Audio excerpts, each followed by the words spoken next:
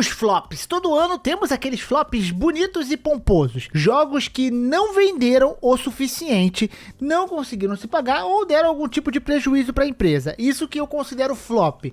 Ou seja, você vai ver alguns jogos que você pode olhar até falar, beleza, esse jogo aqui é legal. Por que ele tá aqui? Porque ele não vendeu bem. Às vezes o jogo legal não vende bem, galera, acontece. Mas muitos jogos aqui têm os seus motivos, porque eles realmente não são muito bons. E só avisando que eu optei por colocar alguns jogos flops aqui, ou que dê pra ver claramente que o jogo teve um número horrível de jogadores, ou porque teve alguma alegação da empresa falando isso, tá? Então eu decidi filtrar dessa forma, porque tem alguns jogos que tem números bons, mas fica meio ambíguo. Pô, será que isso aqui é considerado bom ou não? Então, na dúvida, eu vou colocar os que eu tenho mais certeza que são flops mesmo, beleza? Principalmente porque a própria empresa falou. Então, vamos falar disso aqui. Antes de começar o vídeo, não esquece, deixa seu like, se inscreve no canal. Se inscreve aí mesmo se você tá caindo de paraquedas aqui, porque estamos chegando a 500k, ajuda a gente a bater essa metinha bonita aí. E vamos nessa pro vídeo.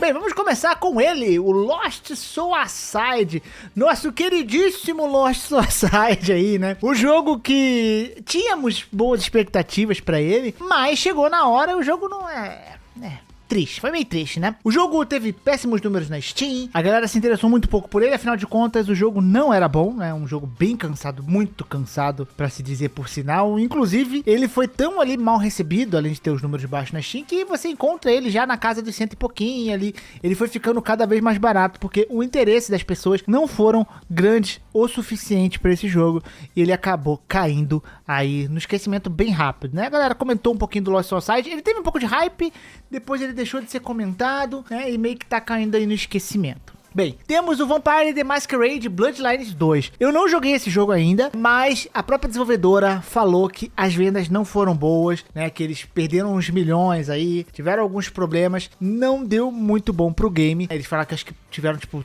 uns prejuízos de torno de 30 e poucos milhões de dólares. Então, assim, foi um prejuízo pesado. Esse jogo aqui ficou anos de desenvolvimento, teve muito problema. Se eu não me engano, acho que eles passaram pra outras equipes lá, outras lideranças. Eu sei que foi uma treta gigante com esse jogo. Eu ouço muita gente falar mal dele, pelo fato de que ele não chega a ser muito um RPG, né? Ele não chega a ser aquele RPG, pelo menos massivo, que foi o primeiro Vampire The Masquerade, né? Ele não pegou essa linha, ele acabou ficando linear demais, pelo que eu ouço as pessoas reclamarem desse jogo, né? Muito tempo esperando, e chegando lá o jogo ele não era e não entregava aquilo que os jogadores estavam esperando dele. E acabou que a galera não curtiu nada. Hell is Us. Putz, eu fiquei meio triste por isso aqui, porque esse aqui é um jogo que eu gostei. Ele tem, assim, alguns probleminhas, né? Quem não viu o review aí do canal assista. Mas ele foi um jogo muito esquecido. Primeiro que ele não se sobressai tanto, pra ele ficar sendo lembrado. E segundo que ele saiu basicamente no mesmo dia, acho que foi um dia depois, né, que o Hollow Knight Silksong. Ele bateu pouquíssimos números na Steam, embora os desenvolvedores eles não chegaram e propriamente falaram que o jogo vendeu mal, eles estavam mostrando um certo descontentamento com o anúncio da data de Hollow Knight ter sido do nada, né? Eles falaram que pensaram em adiar, mas não podiam fazer isso, eles conversaram muito, e eles ficaram meio frustrados com isso, mostrando que o jogo não conseguiu bater tanta expectativa assim. Embora ele não seja um jogo muito grande, ele ainda era um jogo bem elaborado, encorpado, eu diria, um double A, e teve um pico de mais ou menos 4 mil jogadores. Então, ele teve um ritmo bem fraco aí e não deve ter ido muito bem, principalmente após aí, né, os desenvolvedores expressarem um certo descontentamento. FBC Firebreak, esse aí eu joguei. Cara, complicado esse jogo, né? Um jogo da Remedy. Pois é, né? Ele se passa em um universo de Control, inclusive, só que esse jogo ele tinha uma pegada bem diferente. E ninguém gostou muito da ideia, não. O jogo é basicamente um jogo com personagens diferentes, não chega a ser um hero, né? Mas é um jogo com personagens diferentes, cooperativo, onde você vai fazendo missões em alguns mapas de agentes. Então você vai jogando com outros jogadores. Cada jogador meio que tem um tipinho de arma diferente pra resolver soluções, resolver alguns problemas. E o jogo, assim, nas primeiras meia hora que tu joga, você fala, beleza, é legalzinho esse jogo. Só que uma hora depois você já tá cansado, ele já enjoa. É um jogo que acabou enjoando muito rápido, na minha opinião. Então ele não conseguiu agradar muitos fãs. E a própria empresa falou que, ó, foi um fracasso, não deu certo. E vamos redirecionar recursos que era pra alimentar o FBC Firebreak. Vamos jogar isso aqui pra outros projetos, que não deu certo, galera. O último que sair apaga a luz. É, a Remedy sofre às vezes, né, coitada. Mas esse aqui, complicado essa decisão de se lançar um jogo nesse estilo aí. Sendo que a Remedy já não é tão popular com alguns jogos dela, por mais que eles sejam bons, né? Meio louco. Let It Die Inferno, a gente trouxe um vídeo aqui recentemente, né, falando do Let It Die Inferno, sobre o jogo e sobre o quão mal foi esse jogo, em que a galera não curtiu nada. Ele teve nem 1000 jogadores na Steam, tá? Ele bateu um número muito baixo, um jogo pago, que não era muito barato, nada barato. Um jogo com algumas mecânicas pay to win, o que afastou jogadores. E um jogo que foi muito diferente do que os jogadores esperavam. Ele é basicamente um extraction, só que sem o shooter, porque ele é um jogo meio um combate de ação ali. Lembra até um pouco Souls ali, de certa forma. Mas que no saldo geral do jogo, ele não ficou bom.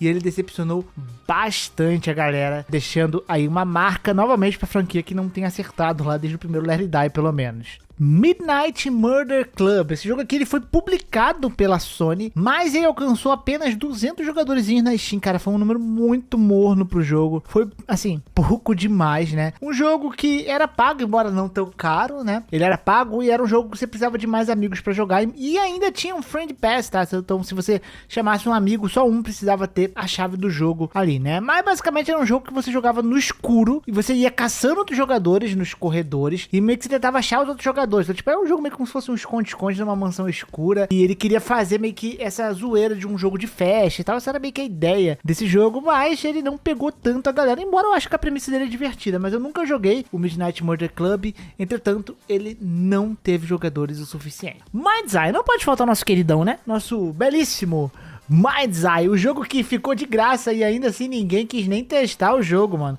Pois é, o Mind's Eye era um jogo aí que teve um certo interesse inicialmente da galera, né? A galera olhou e falou, putz, interessante, né? Dos mesmos criadores aí do GTA, uau, né? Vamos lá. O jogo simplesmente foi uma desgraça, né? O jogo são todo bugado, os bonecos tudo bugado, é um jogo incompleto, é um jogo que você olhar e fala, mano, esse aqui é early do early access, é o early do early o negócio. O negócio tava muito cru, muito basicão, ainda era um jogo que tava caro, agora ele tá numa promoção aí mais absurda, ele ganhou um pacote gratuito aí, mas, mano, tem outras coisas que você pode jogar gratuita, né? Porque tempo também é dinheiro, vamos lá, né, gente? Tempo também é dinheiro. E você vai estar desperdiçando seu tempo jogando Mind's Eye, independentemente se ele é gratuito ou não. Tem tanta coisa mais legal pra jogar. Sem sombra de dúvidas, esse jogo aqui não é só um dos piores jogos do ano, o pior jogo do ano, mas é um dos maiores flops do ano. Bem, vamos aqui pro meu jogo favorito aqui dessa lista, que, assim, eu gosto muito dele, ele é muito bom. Eu acho que, inclusive, ele deve entrar na lista dos melhores do ano aí, talvez.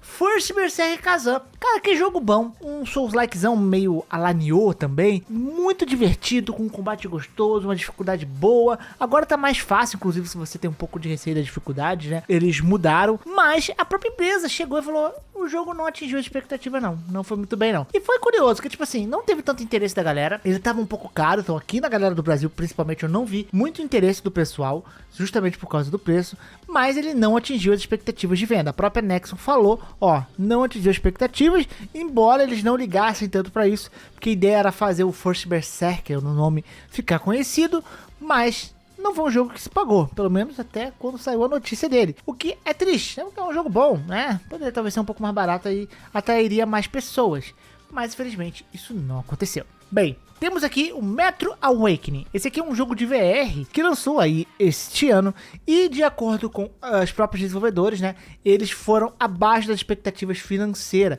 né? Eles falaram para os investidores que o jogo não conseguiu atingir as expectativas, né? Eu não manjo muito de questões de VRs e como costuma ser a venda de jogos VR.